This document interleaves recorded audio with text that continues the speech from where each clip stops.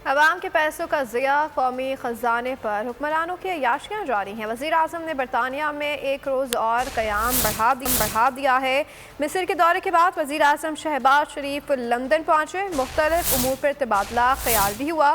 शहबाज शरीफ अब आज रात लंदन से पाकिस्तान के लिए रवाना होंगे। अवाम के पैसों का ज़िया, कौमी ख़जाने पर हुक्मरानों की अय्याशियाँ जारी हैं। वज़ीर आज़म ने बरतानिया में एक रोज़ और क़याम बढ़ा दिया है। मिस्र के दौरे के बाद वज़ीर आज़म शहबाज शरीफ लंदन पहुँचे। मुख्तलिफ उमूर पर तबादला ख्याल भी हुआ। शहबाज शरीफ अब आज रात लंदन से पाकिस्तान के लिए रवाना होंगे।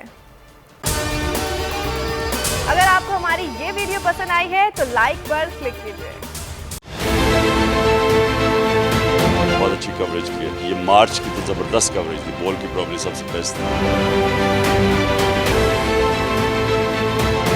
सबसे ज्यादा रील्स और सबसे ज्यादा रेटिंग के साथ बोल रहा नंबर 1।